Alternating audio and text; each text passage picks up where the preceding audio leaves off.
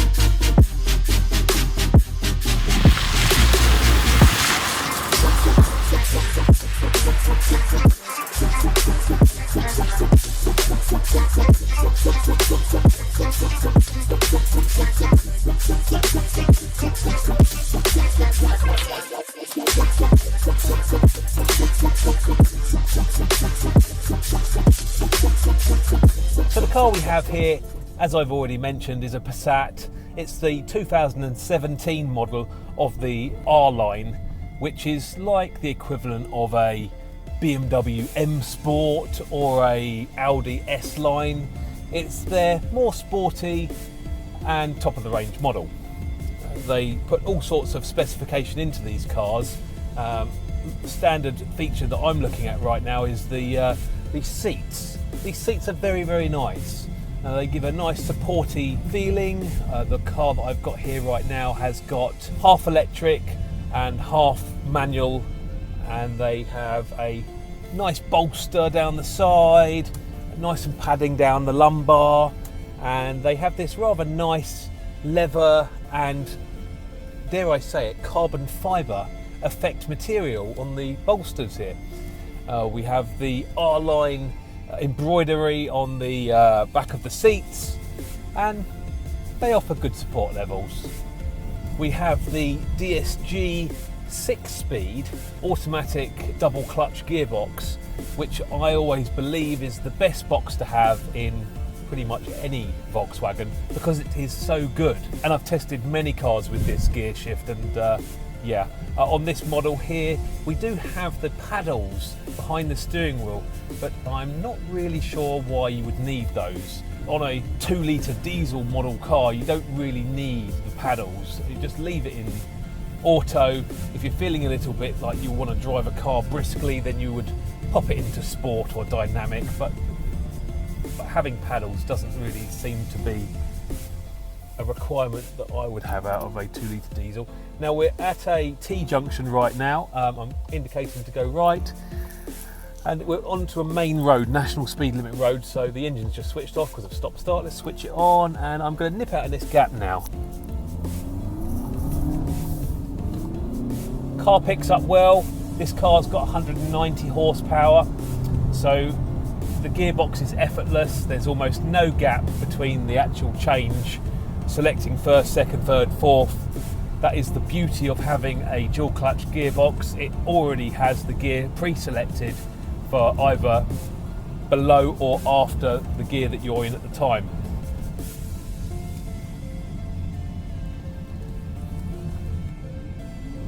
The Volkswagen Passat R-Line is a well-equipped car with many features I come to expect from a premium brand, such as automatic headlights, automatic wipers, cornering lights, heated seats, cruise control, just to name a few. But this car, like many Volkswagen models of late, is fitted with laser-guided cruise control and crash avoidance technology. So in this instance, what I'm going to do is I'm just going to select the laser guided cruise control, set it at the speed limit of this road, which happens to be 50 miles per hour. My feet are completely off the pedals at this point, and if anyone pulls out in my way or slows in front of me, I'll automatically be stopped. And the automatic gearbox allowing us to keep both hands firmly on the wheel. As we can see here, any slowing down that I'm doing right now is not being done by my brake pedal, it's being done by the laser guided cruise control.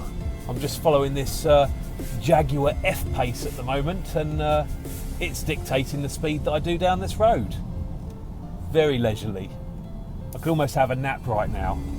Yeah, the laser guided cruise control really is good, and on an automatic car it will bring you to a complete standstill if the traffic comes to a halt in front of you. It's a crash avoidance system that Volkswagen have implemented in the majority of their cars.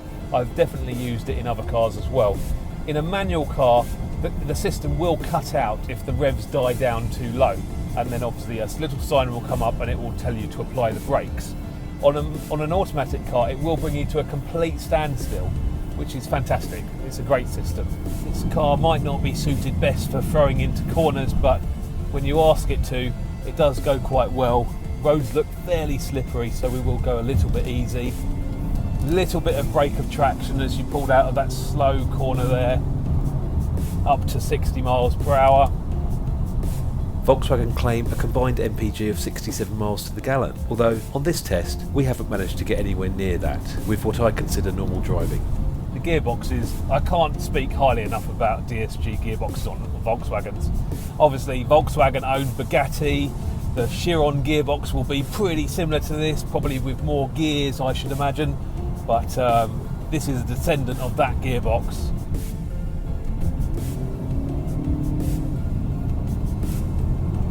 Engine becomes slightly audible when you slam on the accelerator. It forces it to change down a gear or two. Ashridge College, we're going there. Lovely.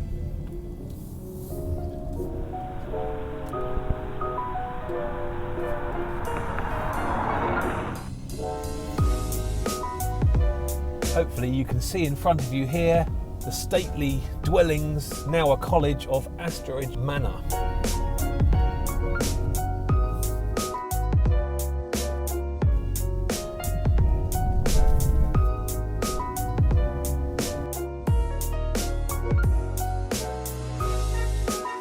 Lovely grounds of Ashridge House.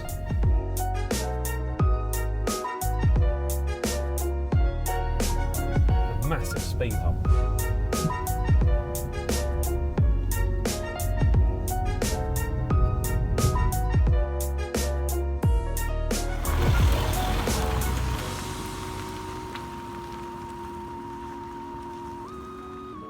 The R-Line represents, as VW say, the ultimate in driving style and quality, sitting above the GT in the model range, with bespoke body kit consisting of a deeper front bumper matched with side skirts, tinted glass, Monterey 18-inch alloy wheels and fog lights.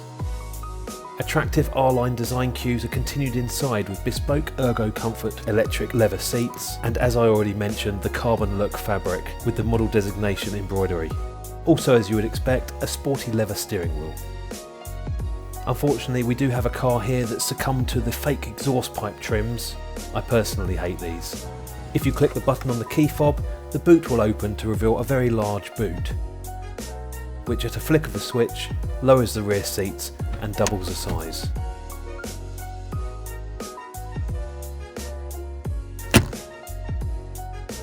This is a very roomy car, as you can imagine. I'm 6'4" and fit in the back. Plenty of space, let's close that door. Under the bonnet we have a 2-litre single turbo diesel engine, in this model with 190 PS and 295 foot-pounds worth of torque.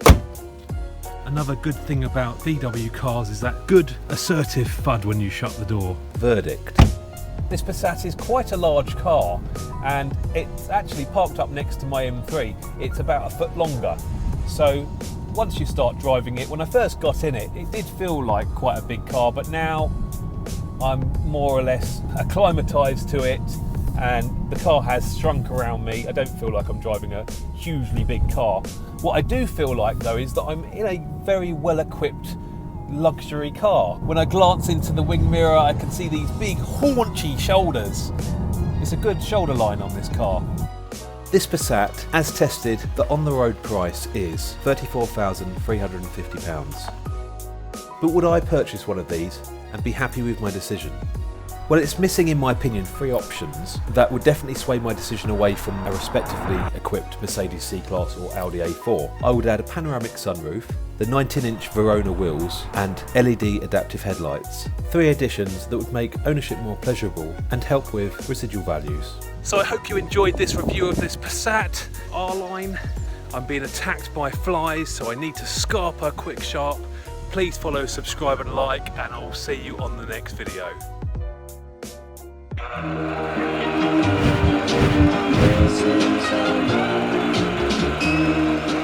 So hello and welcome to another episode of Car Lube, and can I welcome you to the 2017 Golf TDI R-Line.